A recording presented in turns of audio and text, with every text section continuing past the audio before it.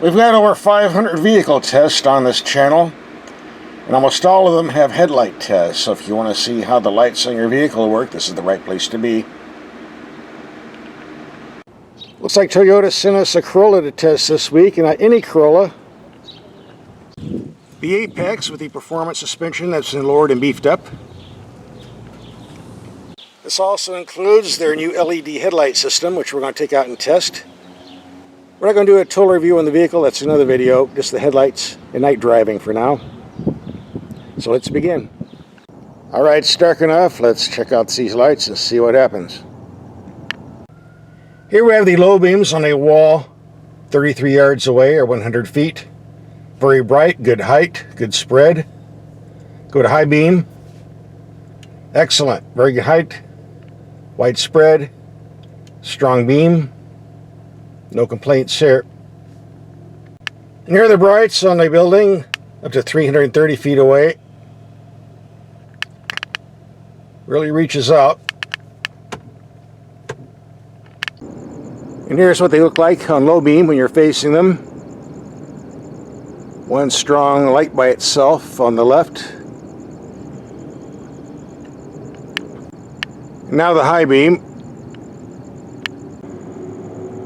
Taillights are small, but certainly bright enough. Emergency flashers with the taillights off. Got it on the outside mirrors too, on this model anyway. This is optional. And the front. But almost invisible with the front headlights on. You want someone to see them, better to turn them off unless you're driving. Of course, you can't do that. Same with the rear. And there are two things I do not like on a motor vehicle. That is, the interior lights that come on and you cannot turn them off and disconnect them. And I've gone through this vehicle left and right.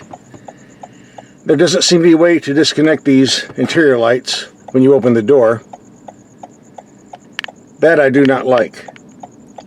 And another item I despise, automatic dimming mirrors that can't be shut off, but this is a manual mirror. Up to turn off, down to activate. This is what I would like to see on all vehicles, but not to be.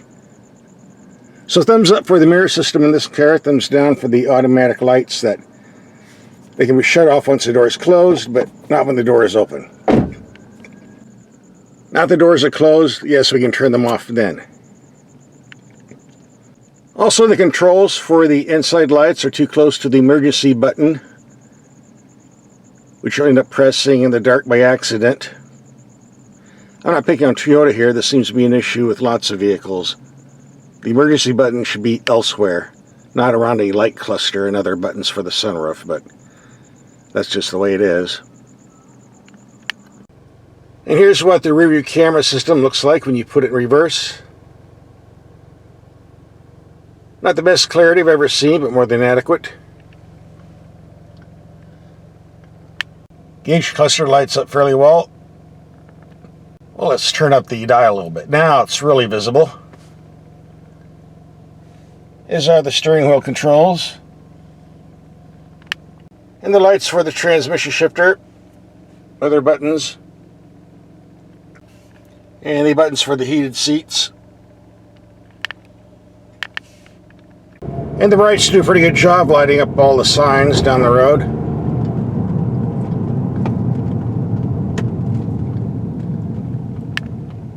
Overall, these are excellent headlights, and all the other light functions on the vehicle are pretty good.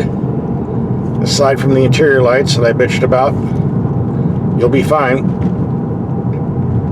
And by the way, that reminds me, every time you pull up into your garage and turn the engine off, the interior lights come on then too. If you know how to disconnect this system, make some comments below, because I haven't been able to figure it out. This is blinding me, killing my night vision, and I don't like this at all, but guess we're stuck with it. Yeah, now it goes out. Thanks for watching. Subscribe. And that concludes our headlight test. If you want to see the entire road test we did, here's a link for that video.